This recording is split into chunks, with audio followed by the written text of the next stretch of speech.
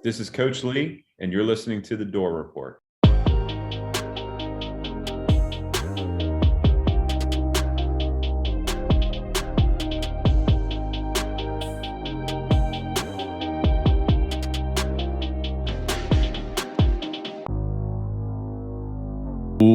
Welcome back into The Door Report, and welcome into episode 360 on we'll call it lovely. It was pretty. I thought it was lovely out. I didn't really get to go outside much today, but a lovely Monday evening, March 30th, 2026. I am Will Byrum, joined as always by my co-host, Trevor Hulan, a.k.a. Hack Squad, Jim Duggan. We're also joined here by our producer, Phoebe, who's going to attack any second now. Yeah. I can feel it. The only thing she's producing is violence. Here at TDR, we are presented by 615 Collectibles. Here into sports cards or sports memorabilia, check out 615 Collectibles on eBay. Items include NFL team packs, graded cards, individual cards, and more. Shipping is always fast, and it still is free. Going to go ahead and knock the Roback ad read out early here. Still figuring out how to reconfigure our sponsors. Roback Activewear. There is only one way to describe Roback. As I'm wearing it right now, I think for the second or third straight episode. I do laundry, so I promise I'm not. That's your pod shirt. Yeah, it truly is a great quarter zip. Best fit, best feel. For those who aren't familiar with Roback, they are completely changing the game with their incredibly comfortable activewear. Roback has released so many new items within their new licensed game day collection, and it's our favorite. With novel polo designs and clean hoodie and quarter zip designs for some of your favorite schools, it's definitely worth checking out. Nobody else in the market is pairing these levels of custom designs with this quality of activewear. Roback's everyday shorts or their Delta performance pants are the perfect pairing as well. They're both super comfortable, have an elastic waistband, and great fabric that is made to have the appearance of a nice short look, but the comfort for a day on the move. Roback has also been proudly leading the NIL charge, having signed partnerships with multiple college football stars, both past and present, and are becoming the go-to brand for college athletes across the country. You can use code VAN20, that is VAN20, all capital letters, no spaces, on roback.com for a generous 20% off for all new customers. That's spelled Roback, RHOBACK.com. That's 20% off all performance polos, shorts, and more with code VAN20. Thank you to Roback. Incredible Vanderbilt gear. That was my go-to all football season, and I will forever have something in my brain that is tied to the success of Vanderbilt football with wearing Roback gear after the 10-2 football season. Yeah. So shout out to Roback, but we have a lot to get to here on episode 360. But before I detail that, there's one more ad read we got to get to, and that is the NIL store. Visit nil.store and pick up some merch from your favorite Vanderbilt athletes. Do they have baseball? I believe they have baseball. Okay, I think they have baseball. I probably should have checked that beforehand, but going into next episode, I will know this for sure. Visit nil.store/doorreport15 and check out gear from your favorite Vanderbilt athletes. They do have baseball, according to Trevor. You can use code DoorReport15 at checkout and get 15% off your entire order. I know men's basketball season is over. Fingers crossed, Tyler Tanner will be returning. Yes. That will be something we briefly discuss on this episode. No new news on that front, so working some TDR intro into an ad read, but visit nil.store/doorreport15. Get some merch from your favorite Vanderbilt athletes. Let's get into episode 360. Vanderbilt men's basketball, of course, season's over. But some news on the Mark Byington front. Oh, yes. Praise be. Big extension news for Mark Byington. We will talk about that. The basketball transfer portal is not officially open. Nope, not open. But some rumors are swirling. Yes. We will discuss that for a second. We'll also talk a little Tyler Tanner, and then we will talk Vanderbilt women's basketball. Lost in the Sweet 16 to Notre Dame, and an unfortunate end to a pretty great season for Vanderbilt women's basketball. You could almost say pretty equivalent to the men's team in ending in that it's not horrible. Yeah. But it's, man, one more round would have really made it a special season. Because we'll get into this. whoever they were playing in the Elite Eight, UConn was beating the crap out of them. Yeah. That UConn team is a buzzsaw. Yeah. Then we will talk football. Me and Trevor were at spring practice on Saturday. We will talk about what we saw and get specifically Trevor's thoughts since it was his first time at spring practice. Then it will be the TDR cocktail break. Then we will head into baseball. The VandyBoys, pretty successful week. Great weekend, if I say so myself. Great weekend for Vanderbilt baseball. Hashtag fire Tim Corbin. We will discuss that as well as Trevor and his controversial takes that he really dove into last episode. Then we will close out with premium message board questions. So, Trevor, vibe check last week was a 0. What's the vibe check this week? Man, anytime you beat the team out east, it feels good. Anytime you take a series from the team out east, it feels even better. And I don't think you can beat sweeping the team out east. Big weekend series sweep against the number at the time 21 Tennessee Volunteers. Every single game ended in a walk-off, anxiety-inducing weekend all around. The results of this are going to get me to a 9.7 out of 10. 9.7. Yeah. Is the Byington extension factoring into Oh, that? the Byington extension is absolutely factoring into that. But more than anything, the results of the VandyBoys series against them, the team out east this weekend is what is predominantly the rating is based on. Okay. A big shift in Trevor's outlook. How that rating swings. Man, from week to week. I'm just emotions are volatile, and my emotions sometimes are heavily predicated on the results of Vanderbilt athletics. So it is life. It is life. We have a ton to get to on episode 360, all that and much more. But before we get into segment 1, the Door Report is now part of the On3 Publisher Network. Visit thedoorreport.com today and subscribe to a monthly or annual premium membership and support TDR for access to premium content, as well as our premium message board Behind Closed Doors. Also, don't forget to follow us on Twitter and Instagram at The Door Report. Like us on Facebook. Subscribe to our YouTube channel. I know I've emphasized it before. Subscribe to the YouTube channel. We're posting when we're able to go to spring practice media availability. It's been really great actually being able to ask questions to guys like this past week was MK Young. If you have not gotten listened, Electric. if you've not gotten listened, skip to the last minute of the MK Young interview. It's when me and Trevor were able to ask questions. Maybe I was imagining it. MK Young's energy, he started going Apollo Creed mode the moment he saw me and Trevor asking questions. I'm going to be probably posting a clip of MK Young tomorrow, 1 or 2, because his answers were incredible. But subscribe to the YouTube channel. I'm not gonna lie. It was Saturday, and I was hanging out with my girl, and I was like, "Hey, watch this clip of MK Young," and it was just the last minute. I'm like, "See how excited he gets." Give me the ball, and we go make plays, baby. That's how he closed one of the answers. I think it was the answer to mine. He was talking about taking pride in blocking in the answer. To I was like, yeah. What pride do y'all take in blocking? I was like, how much do y'all take in that? He goes, oh my gosh, everything. That's everything to us. Do the dirty work. And I was like, I was ready to do some bull in the ring drills. It was incredible. But subscribe to the YouTube channel to find some great stuff like that. Our podcast is available on iTunes, Spotify, YouTube, and Google Podcasts. And while you're at it, give our podcast 5 stars and a review on iTunes or Spotify. It's now time for segment 1. Welcome back into episode 360 of The Door Report, and welcome into segment 1. Probably should have pulled this up during the in-between portion of this, but first off, I want to shout out whoever is in first place in the TDR Bracket Challenge. Crazy NCAA tournament game last night yesterday afternoon between Duke and UConn.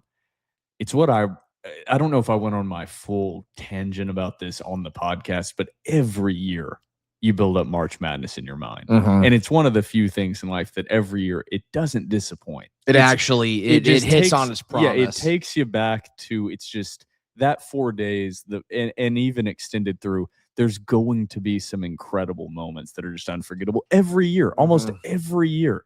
And once again, we saw that yesterday in the Duke-UConn game with UConn was down, 19 points at one point. Yeah. And then came back buried a deep 3 to win by 1. Crazy Duke. Dan Hurley headbutting the official. We will get into that later. There is a premium message board question. I did read ahead a little bit this week, not fully. I have some thoughts on that, Okay. actually, because I know that was like a funny meme going around and everything. That could have gotten a lot more interesting. Yeah.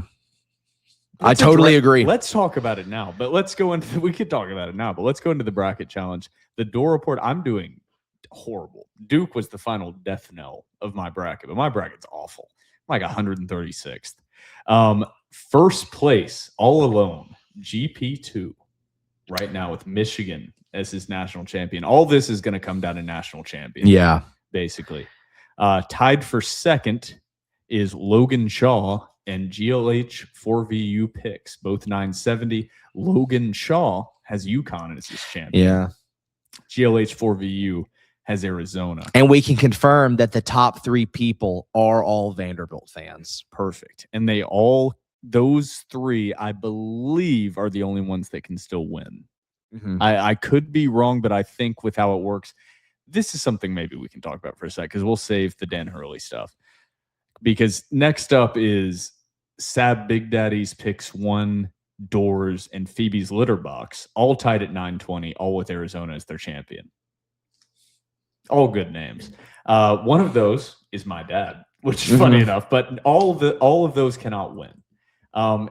There is something that frustrates me, and it's how I think all the sites do it. I know it's how ESPN does it. If you picked a perfect round of 64, it's worth the same amount of points as just picking the national champion, right? Yes. No. This isn't a question. I'm telling you. Oh, it's 620. Yes. No, it's not 620. What is it? I believe it's 160 points each round. Okay. 320. No, it's 320 points each round. Okay. 320 points. So that's spread out. So in the first round, there's 32 games. That's 10 points each. Yeah. Second round's 20, so on. It's exponentially grows. That doesn't feel right to me. Maybe I'm wrong, but mostly bracket challenges end up being determined by you got to get the national champion right, which I get. I do get that to an extent. I don't know. Maybe there's a mixed opinion. That's a good poll to put out there. I feel like it's more impressive to get 31 out of the 32 first round games right than just get the national champion right. Oh, that I totally agree with. And if you got 20 out of 32, but you nailed the final 4 and the national champion, that'll win you a bracket challenge versus nailing the first round in the round of 32. There's something about that feels wrong to me. Maybe that's controversial. I don't know.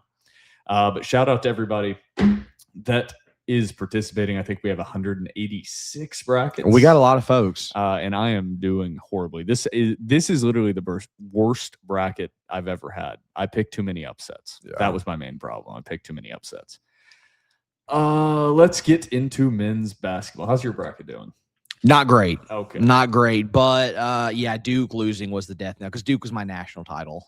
Michigan is my national champion. I initially had Arizona, and then I went back and changed it. But Michigan is still in it, so I've got that. But my Final Four is awful. Yeah. Let's go on to Vanderbilt men's basketball. Mark Byington signed an extension.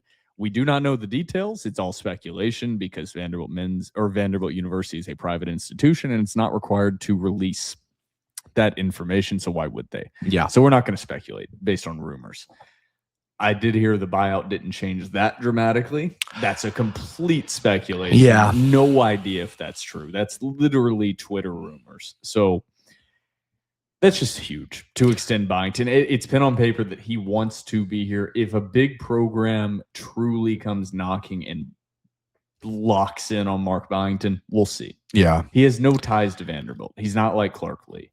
He has no ties here. So especially if like Virginia came knocking or something, like Virginia's doing well right now. And that's what I was going to bring up is Virginia's not going to be in a coaching search for a while. But man, I agree. I'm a little bit shocked. I'm ecstatic that they got the agreement done. However, I am shocked at the quickness they got the deal done in. I know that the timeline of football and basketball is much, much different.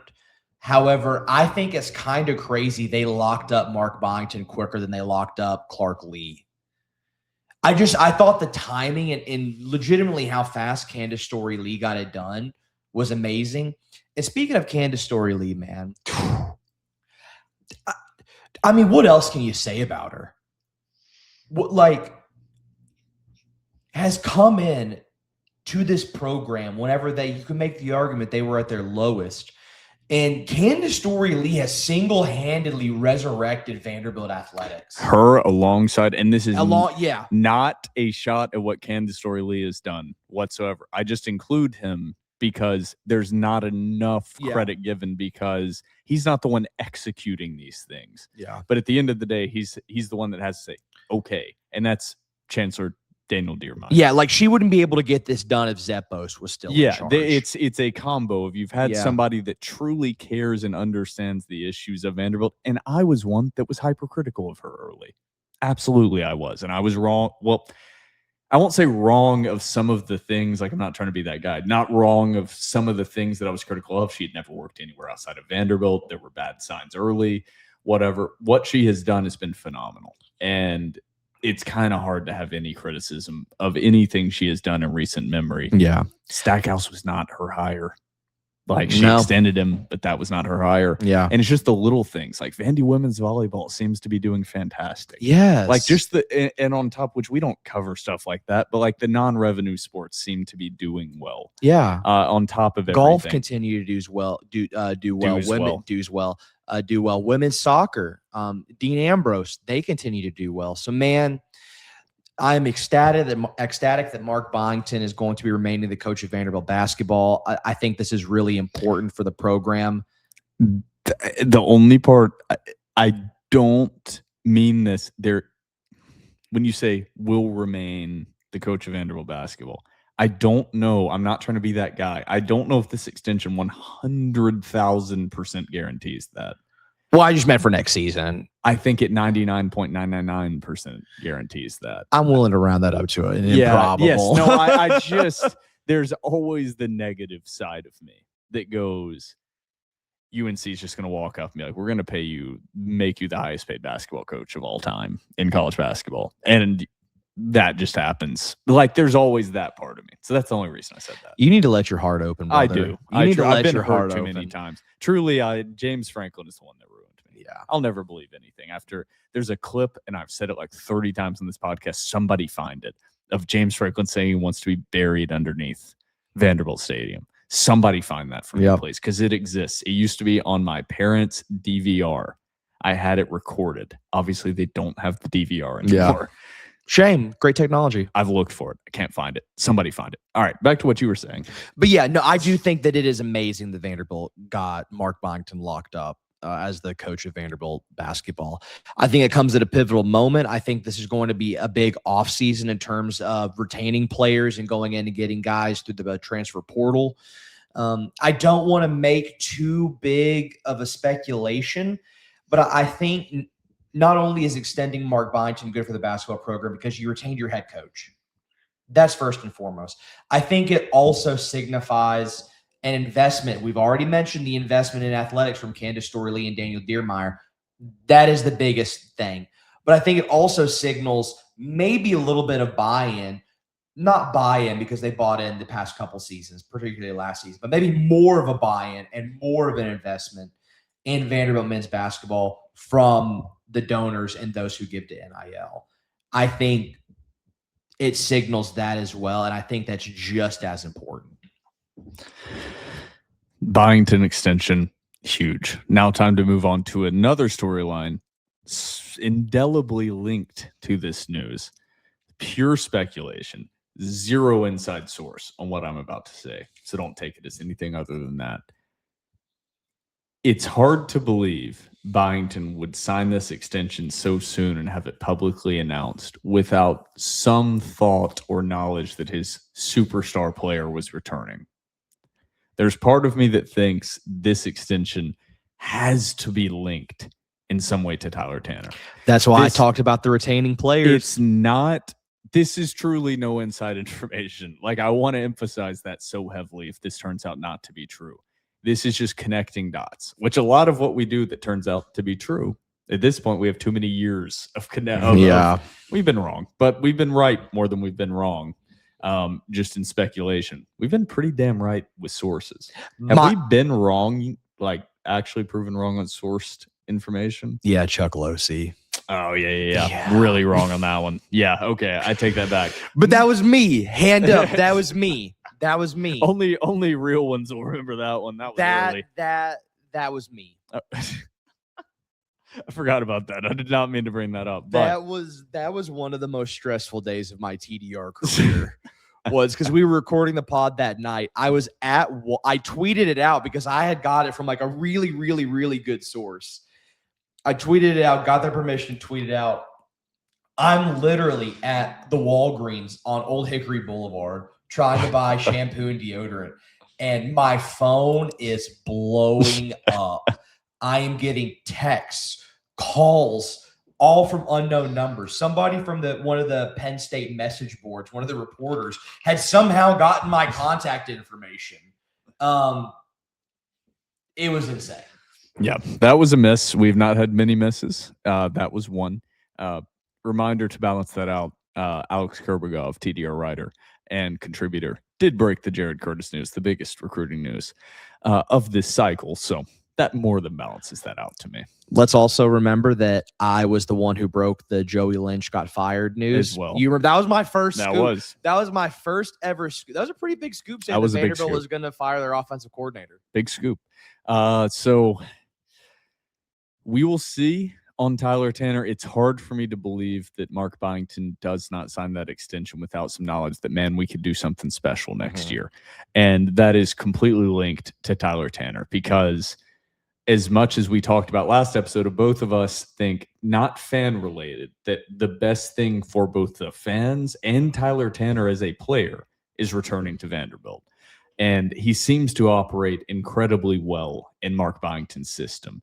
And basketball is such an individual sport and system oriented sport that it's hard for me to think that if everything else is held equal, especially with Tyler Tanner being from this area, Brentwood Academy, Darius Garland attended there as well, and Vanderbilt, worked with his trainer in the offseason. Garland still works out here. If everything else is held equal, Tanner should be able to remain at Vanderbilt. If everything else is held equal, you build a roster around him, and Dan Byington next year is set up for success. Getting that star centerpiece in basketball is the same thing as getting a damn good quarterback. Yeah. Do you still have to have an offensive line, playmakers, a defense? Yes, but that's the hardest piece to get. And once you get that, you're set. And I think Byington is a really smart guy and knows that. So to me, they're linked. Players to watch in the transfer portal. What date? I said it last time. What date does the basketball transfer portal? Is it April 4th? Because guys are announcing they're planning to enter.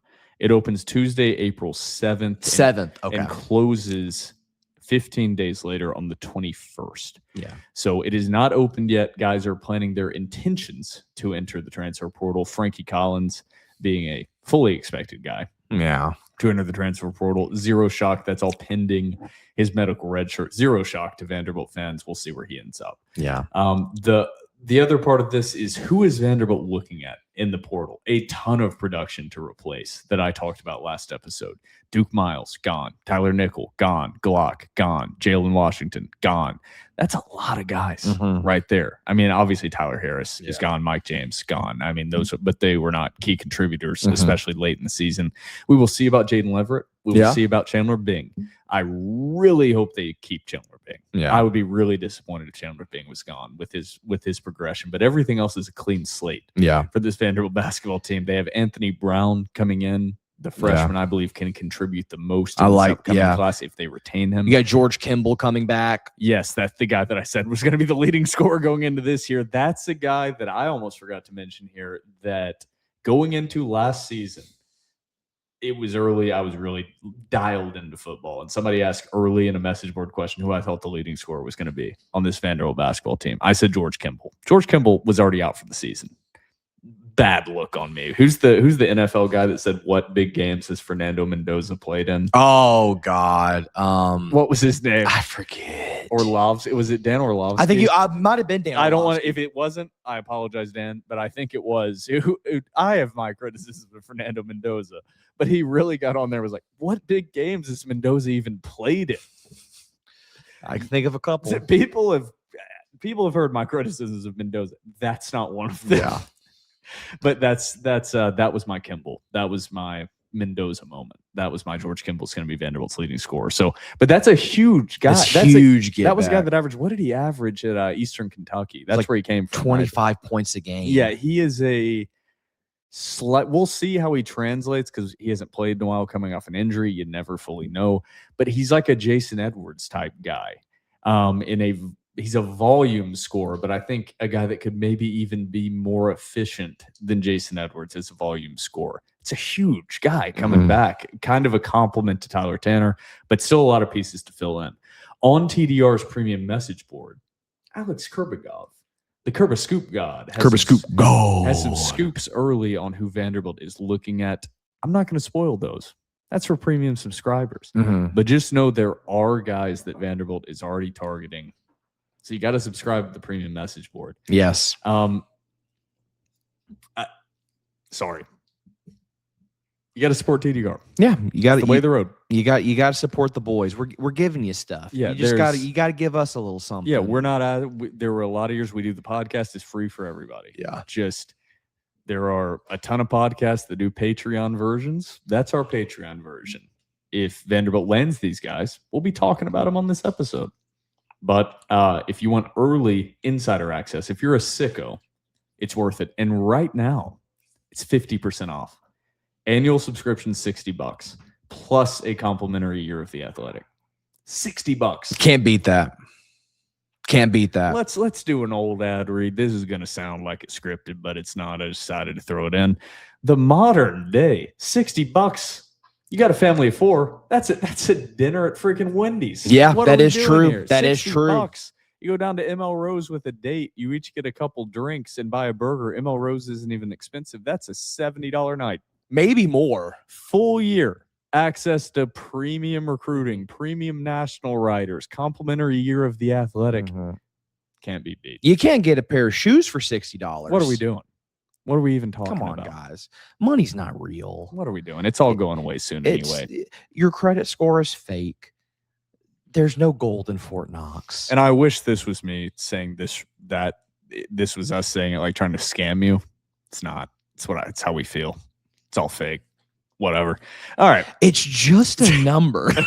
It's just a number on a screen. It can't hurt you. It is, dude. The Fed's just they're not even printing money. They're just clicking a button, more money. All right. But Alex Kurbagov has some great scoops on the premium message board on thedoorreport.com. There is one player that I won't give the name, but he was the defensive player of the year in a conference that Vanderbilt is targeting heavily. There are a few other names that have been mentioned on there. It's a fun time. It's speculating season. I know the NCAA tournament is still going on, but Vanderbilt basketball should be damn good next year. If they bring Tyler Tanner back, Mark Byington back, Chandler Bing back, Jaden Leverett is a big body, George Kimball coming back off injury, they should be a damn good basketball team next season. So it's a time for speculation and excitement. Mark Byington has replaced 2 teams already, and he's taken both of them to the NCAA tournament. So, all right, we got to get through the rest of this before the TDR cocktail break. That was more time on men's basketball than I expected. Just had basketball on the brain after watching the weekend. This was I couldn't watch the Sweet 16 without being sick. For some reason, I was able to watch the Elite 8 without being sick.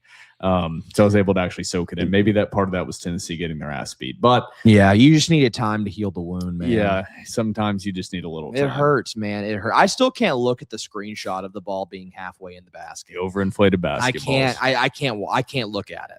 But moving on to women's basketball, you could say the inflated basketballs might have played a part in this, in one of the turnovers by Michaela Blakes. Yep. But Vanderbilt lost in the Sweet 16 to number 6 seed Notre Dame, 67 to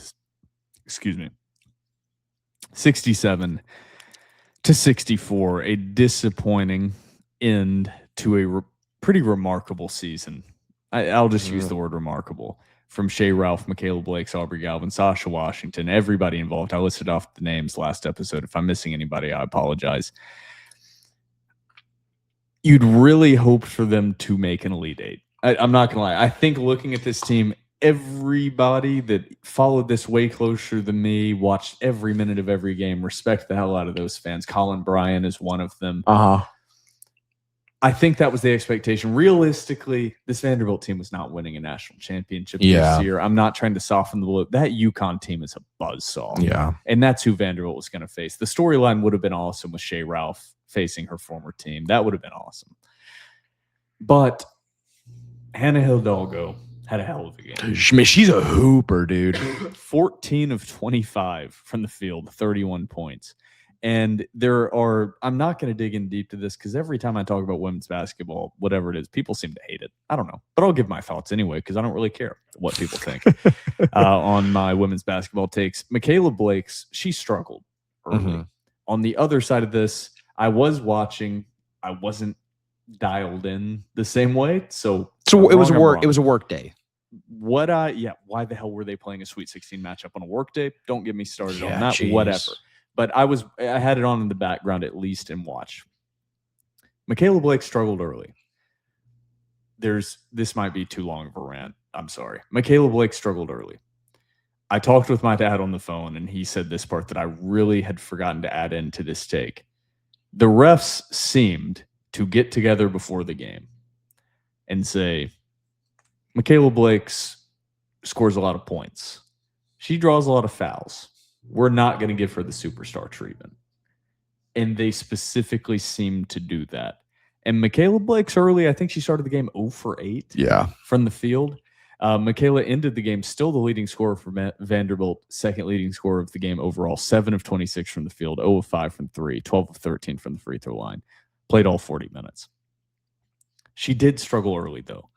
And I'm not trying to be overly critical because what Michaela Blakes has done for this program is phenomenal. And I think she's a real superstar. But Michaela Blakes is being argued by Vanderbilt fans, rightfully so, in my opinion, that she should be the National Player of the Year and she's the best player in the country.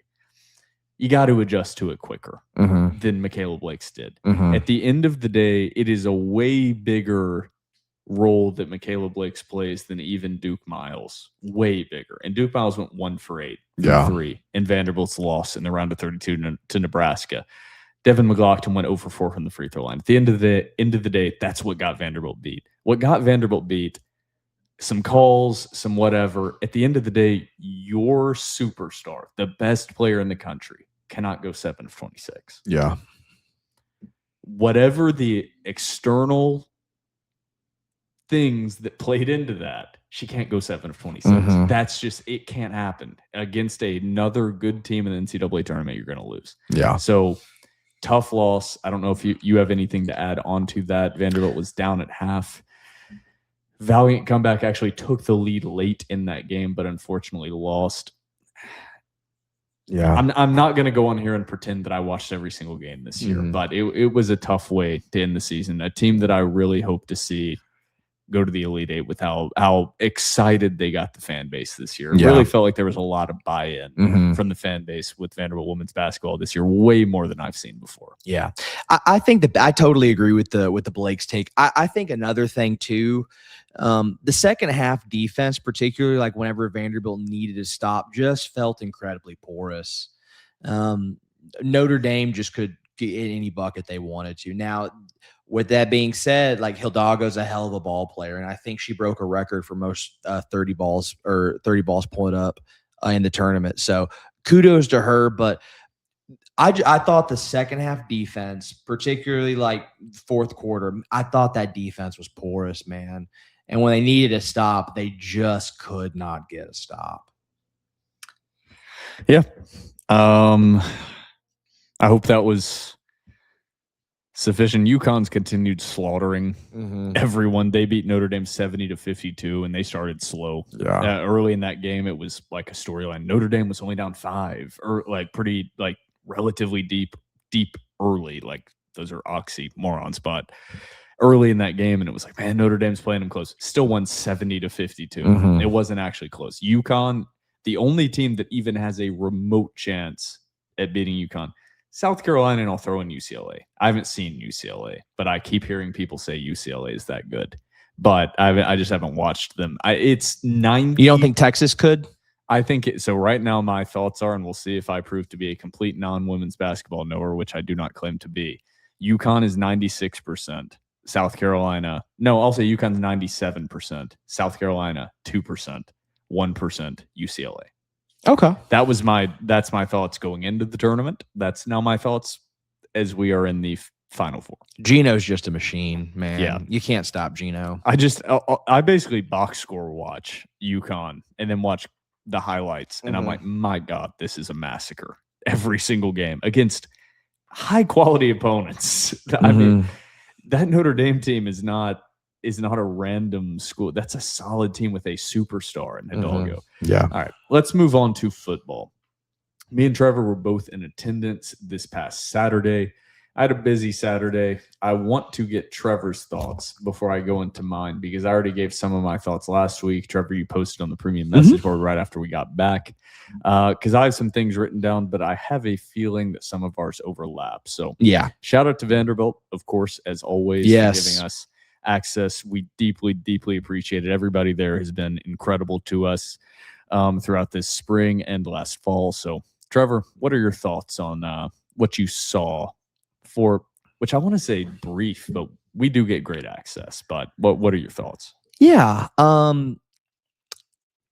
Not a ton of thoughts that are like super deep and complex because like you said last week, it's really hard to evaluate spring ball just because of the level of contact and the drills that are being conducted.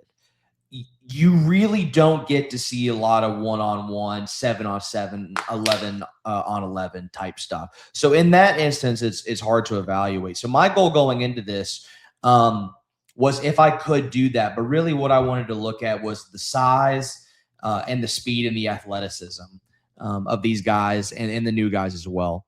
A couple of guys that stood out to me. A guy that you mentioned, Brian Allen, transferred from Iowa.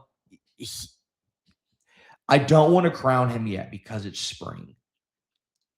He could be a real game changer on this defense. I was really impressed with what I saw from him. Going to the offensive line, I know that you as well as Alex both said that the week before, whenever y'all went, y'all were like Clinton Azubike and the offensive line and the tackles in general didn't have a good day. We got to see a lot more one-on-one stuff, and we saw some 11-on-11. Now, it was just one day. I was actually really impressed with what I saw from Clinton Azubike at left tackle. I thought he had a really, really good practice. I thought he showed good length. I thought he was athletic. I thought he showed good power. Another guy on the offensive line that I was really, really impressed with my first time seeing them is Lyndon Cooper, transfer from Pitt. That guy, I don't want to say he's Jordan White because I really do think that Jordan White was like an All-American level center last year. I don't want to call him a Jordan White. However, I'm really, really, really excited based on what I've seen from the center as well as the interior of that offensive line. I think both guards as well as center, I think could actually be like a really, really strong position group for this Vanderbilt football team. A couple of other things, like my opinion was kind of already made on this even before seeing the team practice. I think this might be the most talented safety room that Vanderbilt has ever had. They've got some real playmakers at safety, guys that would start in the league. I really, really like what they have at safety. I thought that Junior Sherrill looked like, and I asked you this at practice, I think, and I forget what you said. It looks like Junior Sherrill has maybe put on some weight, but hasn't lost that speed. Maybe it was just seeing him up close for the first time in a minute. I thought Junior Sherrill looked really, really good, just from a body composition wise. Another CJ Jackson, LSU transfer. I thought he was really impressive. He showed a lot of really good pop. And last, but certainly not least, I'm going to steal some of your thunder because you mentioned this last week. Jared Curtis is the type of talent that Vanderbilt staff and Vanderbilt fans have never seen before. He was making some throws in drills and in those warm-ups that like all you could say is like your jaw was on the floor. Like there were a couple of throws that Will and I were watching, and like we saw the throw and we just looked at each other and we're like, oh wow. Now, I think I know what you're gonna say. Jared Curtis is a starter. No ifs, ands, or buts about that. I'm willing to say that. Come this season, he is going to make mistakes because he is a freshman. But my God, he's got that star power that we've never seen before. I don't want to be a wishy-washy person on takes, but I don't pretend to be an expert in quarterbacks. And I think even the people that are experts in quarterbacks, I think a lot of it is a big-time coin flip, whether it's talking about these highly recruited guys into college or especially when you're talking about guys being drafted into the NFL. Jared Curtis has first round, first overall pick physical capabilities. That does not mean that he's going to come in his freshman year and light the world on fire. Yeah, no. And that's unfair to expect. Both of those can be true, that he looks fantastic and he might struggle early. But he has the physical now, that doesn't even mean it's ever going to translate. But the raw talent that is there, just the throws that he makes, it's phenomenal. You hit on a lot of things that I had written down, basically almost everything. Lyndon Cooper specifically, loved his energy in practice. Wide receivers, Junior Sherrill. The only reason that I didn't talk about Junior Sherrill last week, and I'll bring him up this week, he was already a wide receiver one. Yeah. Like a legit wide receiver one. 54 catches, 784 yards, 7 touchdowns last season. There is another level to go for Junior Sherrill. I just don't think I'm going to be able to see that in spring practice or fall camp. I mean, I was impressed with him last fall camp. I've been impressed with him this spring practice. But when you're talking about a guy taking a step from he's a wide receiver one that's, man, he's drawing attention. Yeah. To taking a step to, we got to follow this guy all around the field like he's a superstar level wide receiver. I don't know if I'm going to be able to determine that from watching in spring or fall, because you're watching him go up against Vanderbilt's corners. So it's always going to be the question, is it Vanderbilt's pass defense or is it Junior Sherrill? And Vanderbilt's pass defense has not been that great. So it's going to be tough to evaluate, but Junior Sherrill's looked great. Cole Adams looked really good as well. Another guy, he's stuck out. He raised he had my eyebrows raised a lot, Cole Adams. Yeah, everything else was pretty much exactly my evaluation from the previous Saturday. I don't have a lot to add on. I don't want to make up takes just to have takes. That's the one thing I do not want to do, is a lot of, not Vanderbilt, I'm talking across the country, make up some pretty hard takes to get conversation started when there's not that to have. Blaze Berlowitz looked pretty solid. I mean, I'm not going to lie. He made some really good throws. He made some really good plays. But at the end of the day,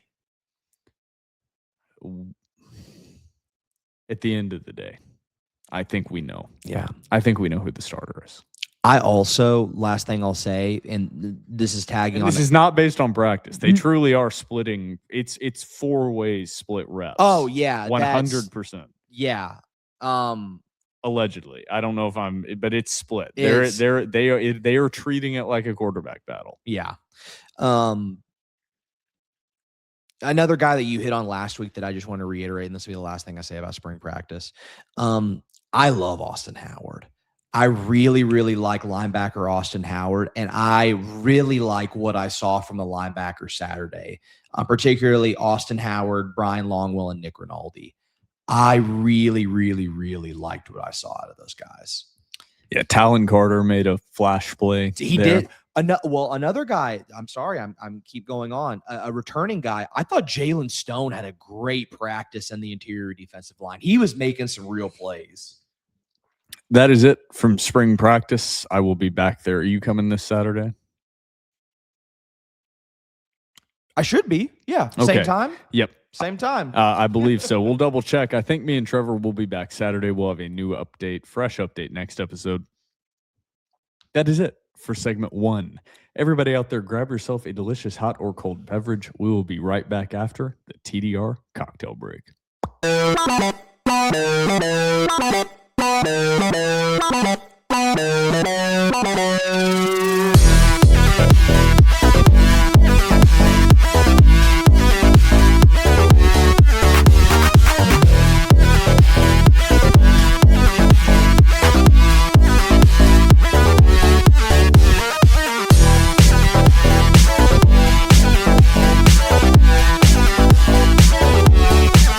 Welcome back from the TDR cocktail break, and welcome back into episode 360.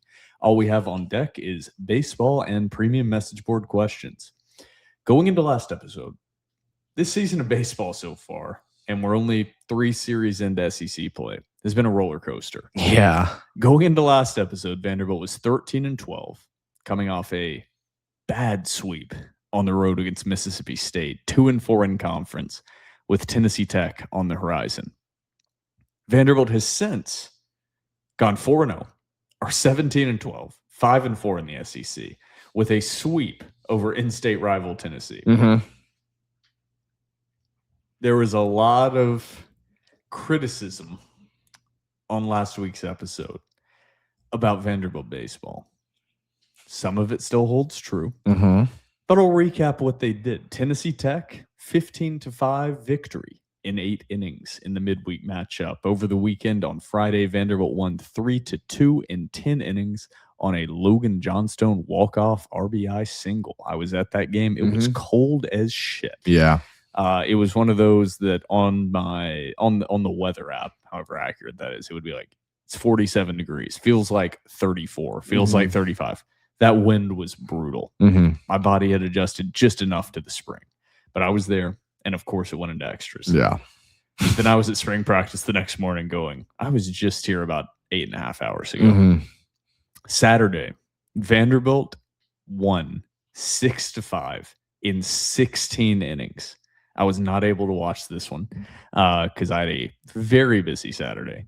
Mac Whitcomb, a walk-off bunt Yep. in the 16th inning. Vanderbilt. What a way to win. Completely depleted the bullpen. Yeah. There were texts going around, do you have eligibility left? We're ready to put you on. We've heard Loosen up that arm. We've heard you're a pretty good softball pitcher in the Nashville Sports League. Will, please. We need you to just 1 or 2 innings. We need you. Vanderbilt, both bullpens. It wasn't just Vanderbilt, but Vanderbilt specifically already dealing with some pitching depth issues with injuries. Sunday was up in the air, but Vanderbilt had already secured the series victory. Vanderbilt proceeded to come through with a 16-15 victory on another walk-off. Mm-hmm. This time a grand slam from Tommy Gooden. 3 walk-offs in 3 games.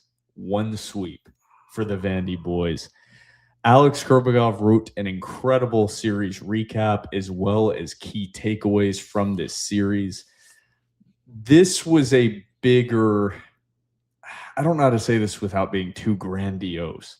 This was bigger than 1 sweep. And not just because I would agree with that. Yeah. Not just because it was Tennessee, not just because it was a rivalry. Tennessee was the number 21 team in the country. Of course, it's sweeter to sweep your rival. This was a huge turning point for this season.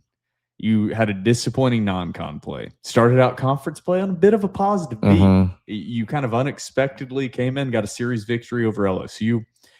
Then you came back to planet Earth or below. Yeah. And you got beaten by Indiana, got dominated by top 10 Mississippi State. It was on the road, but dominated. Vibes were low. Yeah. Or was the Indiana after? No. No, Indiana you're was right. the I was right. precursor. Then you beat Tennessee Tech. You know, whatever. Midweek game against a lesser opponent from a lower conference. Take it for what it is. Huge weekend series. You come through 3 walk-offs, sweep. This changes the outlook somewhat because coming up, you do have a tough series against number 25 Texas A&M on the road. Yeah. I won't say the schedule eases up because the SEC is brutal. But it does ease up. Yeah, it kind of eases when up. you look ahead. It does ease up with what Vanderbilt has on the horizon. Very front-loaded conference schedule. A lot more positivity. I know there were some rants and there was a lot of debate on the board about your takes last week about Tim Corbin. Trevor, I'll just let you take the mic here and give your thoughts. Yeah. So first and foremost, I want to stand by my take that I've had for the past 4 years. I still am on I think it's time for Tim Corbin to go train, but nevertheless, nobody wants to be more wrong than myself. I long to eat crow whenever it comes to that take. But man, kudos to Corbs, kudos to the staff, kudos to the team. This was a big series win for Vanderbilt.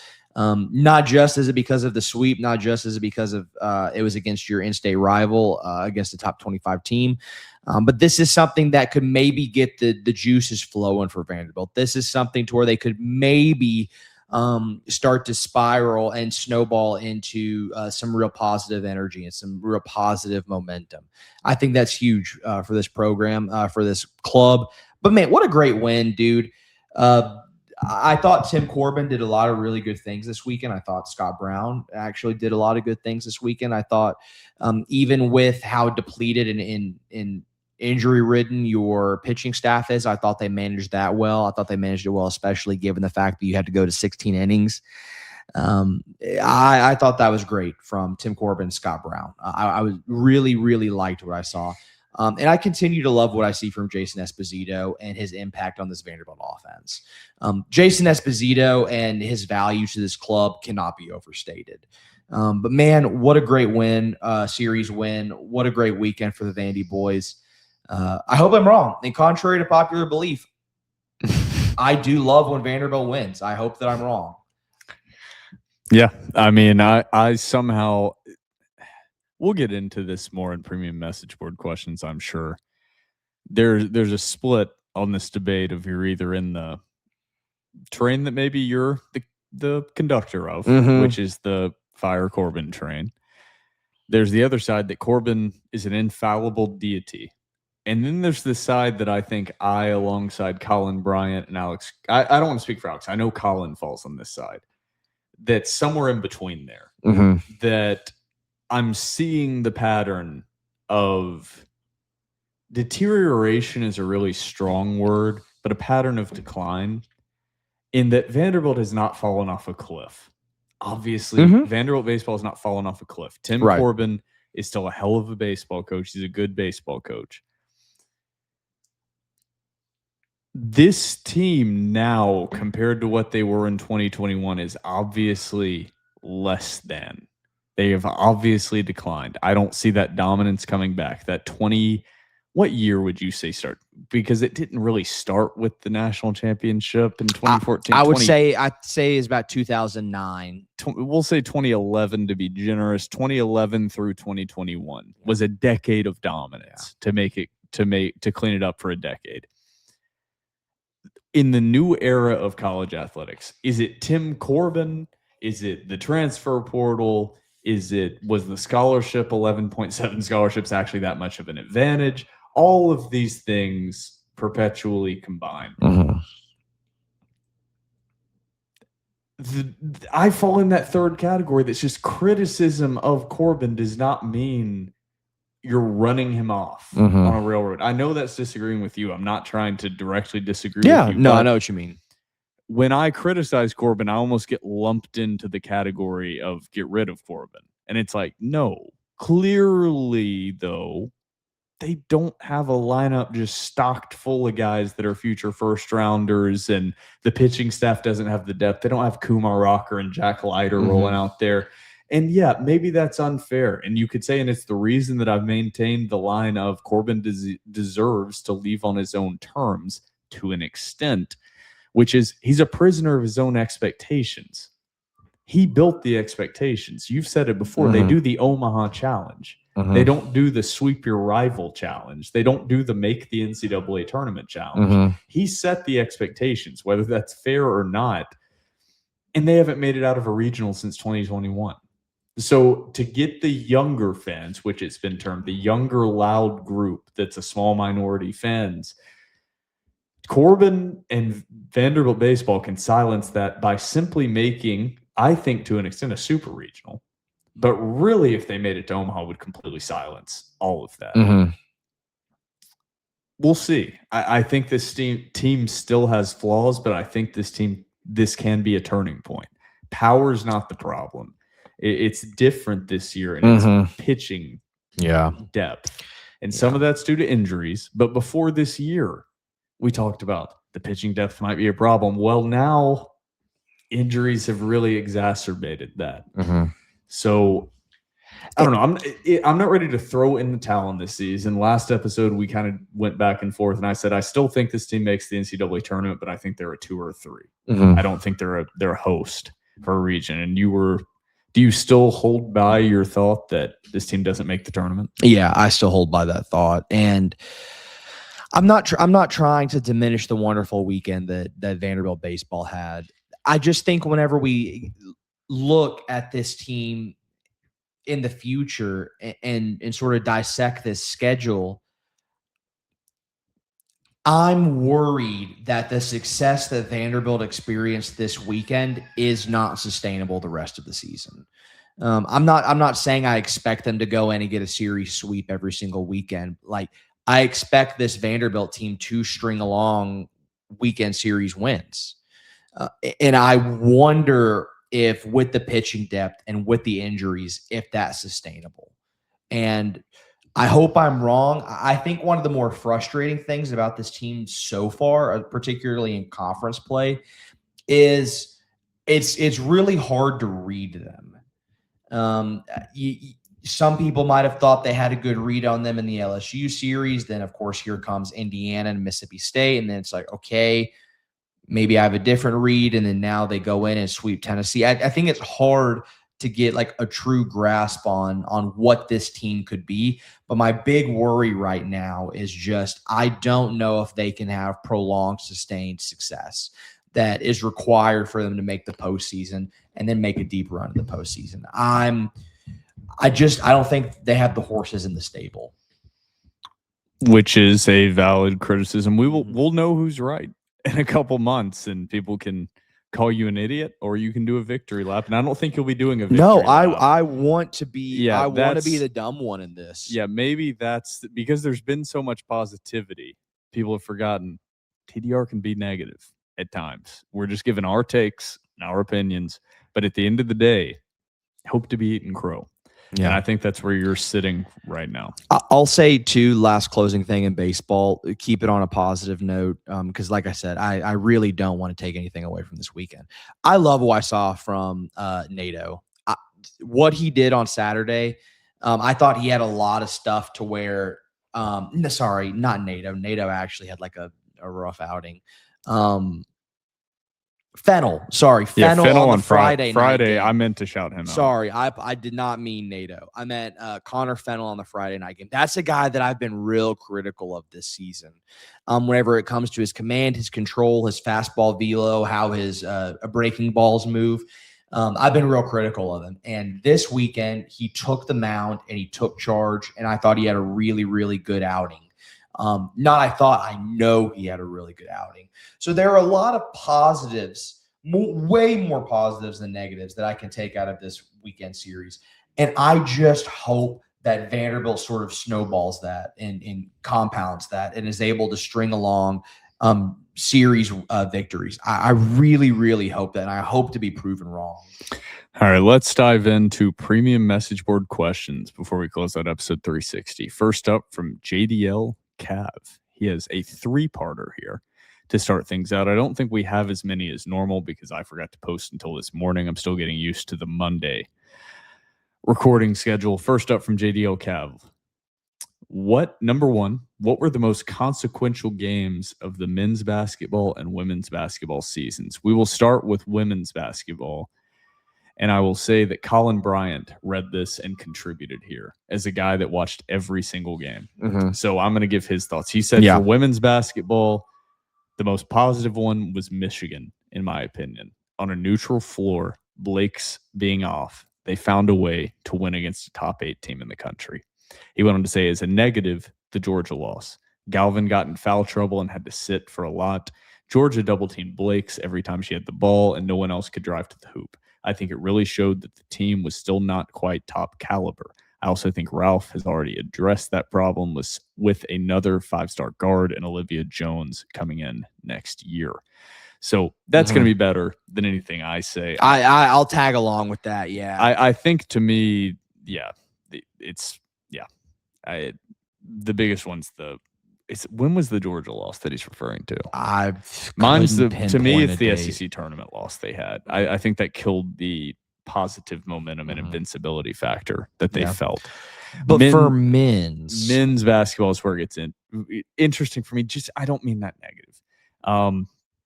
Just because I watched every single game. Negatives, it's easy. Easy is the wrong word. Okay, positive. Changing the season in a positive way, I will say, is the Kentucky game. They dominated 80-55. I think that gave this team a confidence level.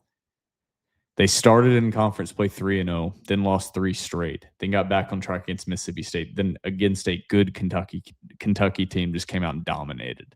I think that got them set back on the right track in a positive way.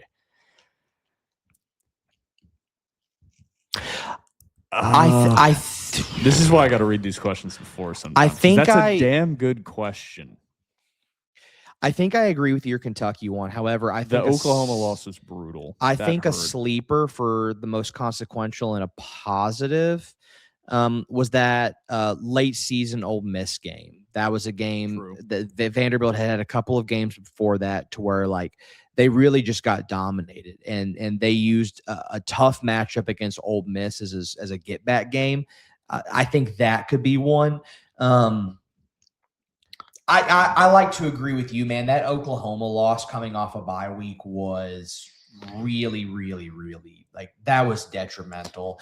I think it also showed the fact of like how important it was to get Duke Miles back. Yeah, and there's another one that sticks out a little bit, which is at home against Florida. At the time, they were number 19. Vanderbilt in a really tight battle, lost 98-94. That's a win that when you look at it could have pushed Vanderbilt to a different seed and could have changed that matchup. Now, they did have a favorable matchup in still Austin, Nebraska. So they kind of got set up in the tournament how I would have hoped, and they just didn't. So I don't want to be like the Nebraska game, but to an extent, this season for Vanderbilt, that Nebraska game was just the story of the season. Yeah. They were a good basketball team. Tyler Tanner was the superstar.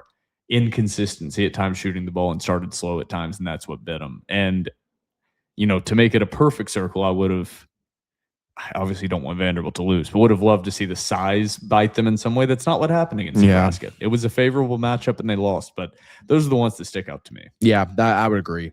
Number 2, excluding Frankie Collins, which men's basketball and women's basketball players surprised you the most? Good or bad is fine. Tyler Harris is not even close. The one that surprised me the most in negative fashion. Before the season, it was real discussion of him possibly being like the leading scorer and and by the end he wasn't even playing. Yeah. I think most positive for me, this might be on the nose a little too much. I'm going to say Tyler Tanner. I knew he would take a jump. I didn't think he would take that kind of jump. So I'm going to say most positive, surprising Tyler Tanner, most disappointing. Tyler Harris. I think it's going to be hard to beat Tyler Harris. As Phoebe gives you little kisses. Hello. Yeah. Surprising. I don't know if anybody saw Aubrey Galvin coming in the way that she had an impact on this roster. Yeah. And the third part of this question, Phoebe, this is slightly distracting. This question is a bit of a troll. What do you think of Kimball as a reliever? Already addressed the Kimball fumble by me. I went on to say, surprised more people haven't jumped in here to chastise Trevor. Next question from Anchordown4224 says, I think it was last year when Trevor said the season was a success if they won the Tennessee series. With the worst team we've had in injuries, just swept those bozos. Corbin's not going anywhere. Who's excited for the Masters? I don't know what the full question was there, but they did sweep Tennessee. Yeah. Is the season still a success, Trevor? No. Okay. I don't know if I've ever said that for baseball. I know I've definitely said it for football. I've said that if Vanderbilt goes 1-11 in that one series against Tennessee, that's my national title. And people called me crazy, and I totally understand, but that is my take. I don't know if I've said that for baseball. True. I'm not sure. Somebody fact check me. If you can provide the tape, then I'll eat crow. Phoebe just right under the chin. You're going to have to. She needs her snuggles. She says, please love on me. To me saying more people haven't chastised Trevor, Mr. Magoogs says, I think there is general Tim Corbin debate fatigue, and regardless of side, are happy enough with the sweep that they don't really feel inclined to use it to justify their side, and also are hopefully knowledgeable enough about baseball that they know it's just one series. Being there at the Sunday game, I was surprised with the general lack of, quote, juice that the rivalry had. Not having Vitello there really saps the energy out of the Vols dugout, and they seem generic now. Nothing to get mad about as a fan or as a player anymore. Almost miss the guy. ... Almost. The Tony Vitello experiment in San Francisco is off to a insane start. I know you're not a baseball guy. I love baseball. I've been keeping up with that. Tony Vitello might get fired by the end of April. That would be great. It's not looking good in San Fran right now. Next up, I haven't followed it. Next up from World's Strongest Vandy fan, I said it sucks to be a Tennessee Vol. I said it sucks to be a Tennessee Vol. Number one from World's Strongest Vandy fan, speaking as a very vocal Corbin critic. Why is there no nuance in discussion about that? The older fans will hear no ills towards Corbin, while the younger fans feel as if the standard that they were raised on and around within the program is being adjusted. We already talked about that a little bit. I already referenced it. Yeah, I mean, to have championship standards, go look at any championship program across football or basketball. The fans are insane. To maintain a championship standard inside and outside has to be insane. Mm-hmm. So this is Vanderbilt's championship standard program. So I can see why the ones that are of the older generation are like, I saw what it was like being completely irrelevant for my entire life. Corbin is a deity. I can see the other side that's like, my whole life, Vanderbilt has been a dynasty of college baseball. I've seen a dip in that recently. What the hell is wrong with that? Mm-hmm. Both sides. There could be two truths in this. To have a championship standard on the outside is going to create insane fans. Vanderbilt was the biggest brand in all of college baseball. Not even close. The VandyBoys were number one. It's going to create some insane fans. Mm-hmm. Number two part to this question, why do we have such a nepotism problem within the baseball program? I get keeping our guys, but Baxter and Grisanti are killing us. Why do we wait until things bottom out to make the hard decisions? Mainly angry about the strength and conditioning part of things this year. Because even as much as I don't like how our pitching room is constructed, having even two of those arms healthy would help. I don't know about that one. I think I agree with him. I mean, Esposito was kind of a quote-unquote nepotism, and he seems to be doing well. That is true, but I don't. I think of that more as a tree. Yeah, but the one does. I agree that it's nepotism because they've all, for the most part, been Vanderbilt guys. Esposito has been a sensational hire. I agree. I'm not a Grisanti guy in the strength and conditioning room. We all have had our bitch fest about Mike Baxter over the years. I typically tend to lean that way as well. Next up from GLH4VU, we haven't really landed any big name P4 transfers for basketball. Do you think that changes this year? I will slightly push back. I'm not saying he was like the biggest name, but the Tyler that we don't that wasn't the most successful Tyler was a pretty big get at the time from Washington. Tyler Harris was a pretty big get at the time. It didn't work out. I mean, Jalen Washington was from North Carolina. I know he wasn't. I don't know. I don't know if that. We'll see. I don't know if that's a required path forward. Mm-hmm. So I think know why he's asking this question. And shout out to my dog, GLH4VU. I think he's leading to a specific player that there have been murmurs about. And so do you get what I'm laying down? Yeah. Do I think that changes this year? Maybe. We'll see. We'll see. It's early. Transfer portal hasn't even officially opened. We will keep you updated on the premium message board. G Barks 24 March Madness question. What do you think happens if the referee in the Duke UConn game had the stones to tee up Hurley after Hurley made head-to-head contact with him following Mullen's deep three? I think Hurley could have become the new Bobby Knight and tanked his legacy by taking a swipe at the referee, resulting in his firing from UConn. Regardless, Hurley getting away with that sets dangerous precedent, in my opinion. Nobody should ever make contact with an official unless it's a handshake. So this is why I almost got into it. I hate to be that guy. Can we do a timeout real Yeah. quick? I just got some potentially breaking news. I was just sent a tweet that there is growing optimism Tyler Tanner will return to college and forgo entry into the 2026 NBA draft. The consensus NBA has learned. Okay, that is big. That is big time. We will see. Well, I'm just saying. We will see. Back to the Hurley question here, because that's huge news. Yes. Tyler Tanner. We haven't confirmed that, but big news. Yeah. So normally, I will say this. The referee not calling anything avoided what could have been an insane controversy. Mm-hmm. So it, to some extent, the referee did a fantastic job, I will say.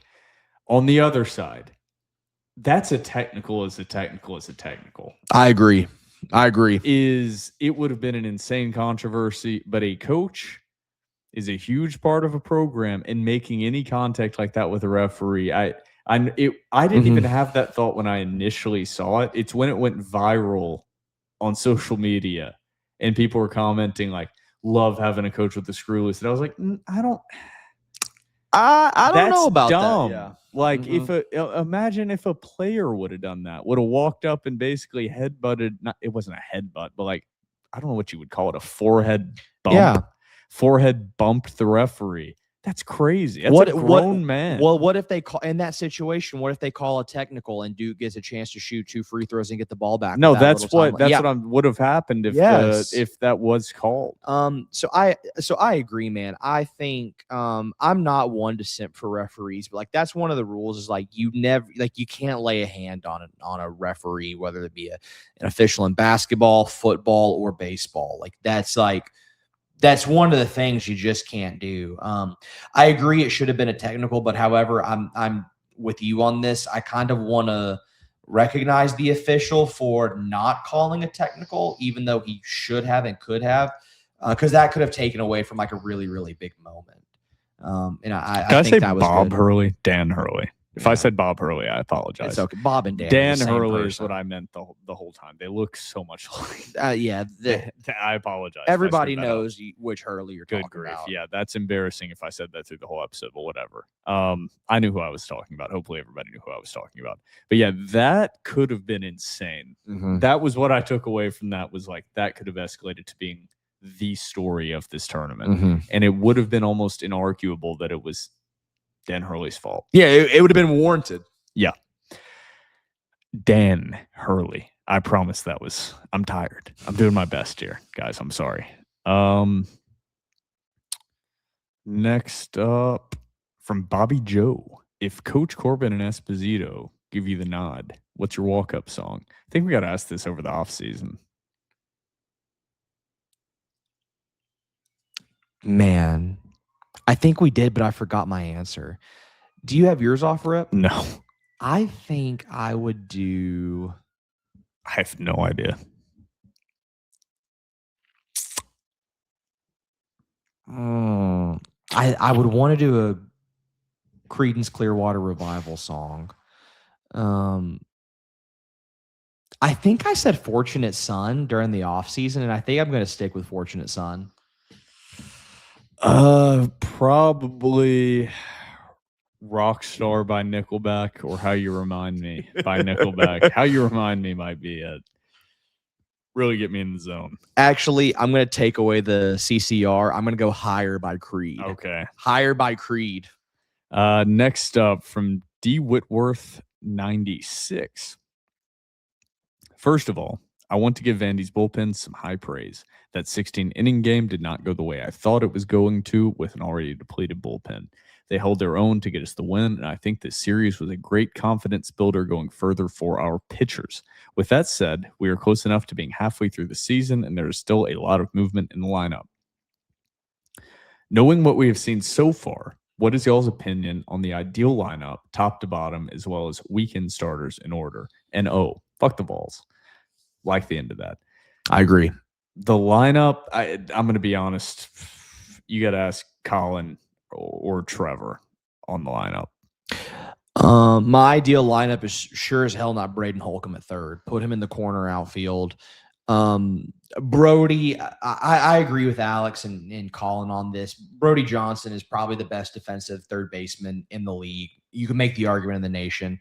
No excuse to move him away from the left side of the infield. I know that catcher is a difficult position. Like, I know those guys need off days. I would go Corbin Reynolds at catcher as my primary catcher. In terms of the weekend rotation, you kind of have to keep it with what it is, right? Like, I think it's the right rotation. I think it's the only rotation in Fennell, Nato, and Kranzler or bullpen day on Sunday. I think that's the only way you can do it, really. Do I wish it was different? Yeah. Is it possible? No. I'll take your word for it. More on the message board about that. Colin has some thoughts on how things are currently lined up. Last question from behind closed doors. This is a long one. I haven't read it before. I'm going to read the whole thing. We'll see how long it is. It's long. From Vandy_Griffith. Bear with me. Question appears at the end. I can't speak for everyone, but I think that most Corbin loyalists take the 20-year view instead of the 5-year view, meaning that a lot of us remember that there was a time when Corbin could have gone to LSU, probably the most successful and storied baseball program of the modern era, but he chose us. Because he chose us then, we got Tony Kemp, Dansby, Bueller, Fulmer, and the 2013 to 2015 golden era, including the program's first national title. Right after that era, Texas was coming after him hard in 2016. There was genuine concern that he might entertain it. This was another blue blood on the level of LSU, with a history of College World Series titles, proximity to tons of talent, and all the resources that one could want. Many of us braced ourselves that the run could be over, because when Texas comes, they usually are persistent. Then Donnie Everett passed away, and all of a sudden, all the pursuit went away. Even if the target doesn't plan to go, they typically at least negotiate for leverage so the existing employer can build a new facility, give a raise to the coach, or raise the assistant coach's salary pool, get concessions in admissions or academic scheduling, etc. That time was different. It just ended abruptly and nothing was said again. Only Tim and the Texas AD know what truly happened, but I strongly suspect that Tim Corbin simply decided and told Texas, I can't leave these kids right now. That is the only thing in my mind that explains the sudden ending of the courtship without Texas putting on a full court press. They ended up with David Pierce, so you know they probably would have pursued Corbin very aggressively in different circumstances. Again, he chose us when we had no business to expect that he would. This is different from Clarkley and Mark Byington, leveraging a newly invigorated Vanderbilt athletic apparatus and donor base. In those days, there was no reason to believe that our administration would go to the mat for the fan base to keep a baseball coach in a sport that might break even at best economically. If he didn't choose us, there would have been no Kumar Rocker no-hitter in the Super Regionals on the way to a College World Series title. No Jack Leiter, no Enrique Bradfield. He chose us. He had our back in a way that we had no reason to expect. Think of what other coaches do and how they act. Jim Schlossnagel. went to his team's biggest rival and allowed it to leak on the morning of Game 3 of the College World Series. Can you ever imagine a scenario where Tim Corbin walks into the locker room on the biggest day of his player's career and fields questions as to why he's about to leave Omaha to sign a contract with Tennessee? That would never happen. For these and million other reasons, he's had the back of the long-suffering Vanderbilt fan when no one else did. We aren't abandoning him. Just isn't going to happen. Not the hundreds of long-term baseball donors, not the hundreds of players, many of whom view him as either a second or surrogate father, depending on their circumstance, and not the thousands of other fans. They, parentheses, we, aren't negotiating on this point. He built it. He leaves it when he says he leaves. So here's the question. Even if it turns around and we start going back to Omaha, the time horizon is short for the Corbin era. We know could be 3 years or 5 or 7, but we're in the twilight.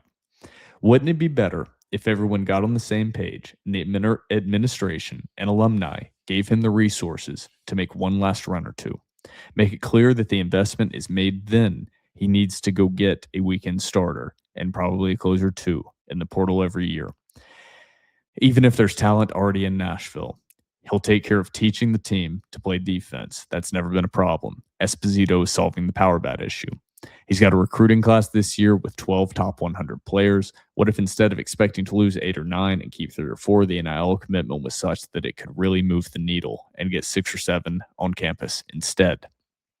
Creating a situation where he can compete in 2027 and build this class for greatness in 2028 and 2029. I understand the critiques. I share some of them, past and present. But I've never heard an alternative offered that guarantees an Omaha run every other year. That's because they don't exist anywhere. There aren't guarantees in the sport of college baseball. Corpse has had our back for years. It's our turn as a fan base. Let's have his. That's very well put. It's very well put. That honestly surmises better than I could my take on Corbin. I think to an extent, and I want to hear your response to it, because this is mainly addressing you. It's not addressing me. Mm-hmm.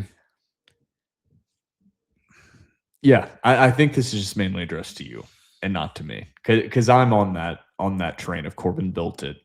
We'll see where it goes from here. But there is a limited window where what he built can attract top-level other coaching talent. And like he admitted at the end, we are in the twilight.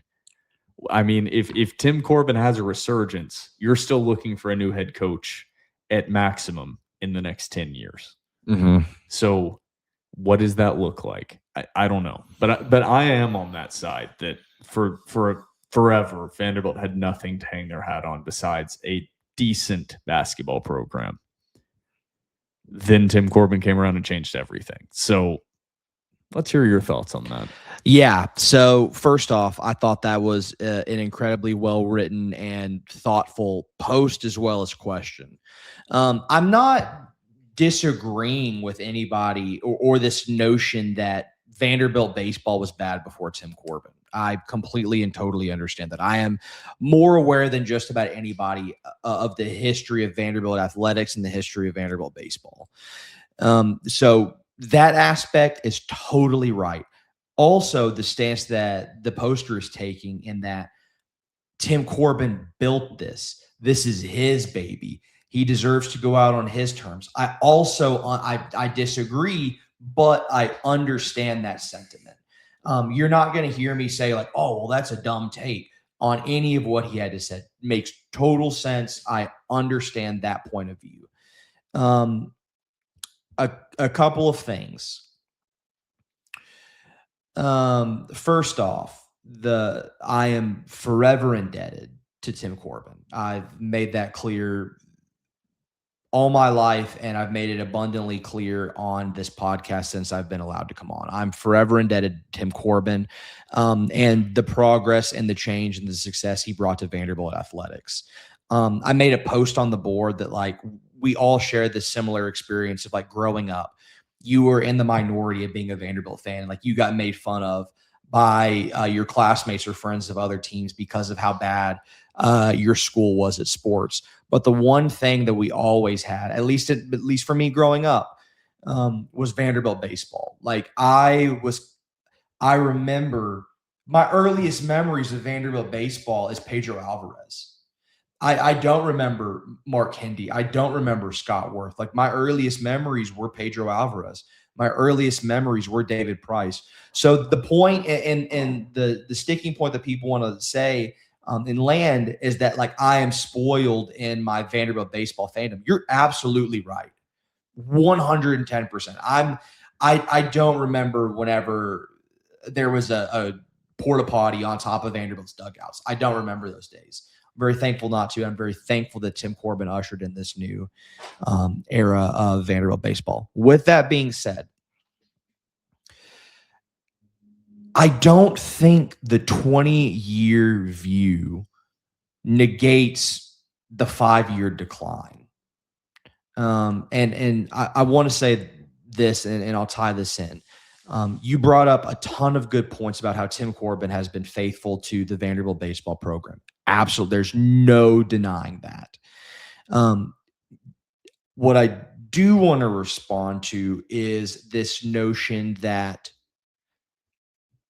the fans should back him because of what he's done for us.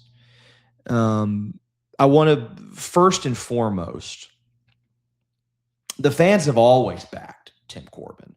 How will the fans back Tim Corbin? By spending their hard-earned money to go to baseball games, by spending their hard-earned money at the concessions, by spending their hard-earned money by donating to the Commodore Club, into NIL, spent their hard-earned money and support Tim Corbin by purchasing merchandise, making the road trips to away games. Vanderbilt fans have supported him, and I'm going to be honest, like I don't think Vanderbilt fans owe him anything, because they have spent their hard-earned money to support him for 24 years.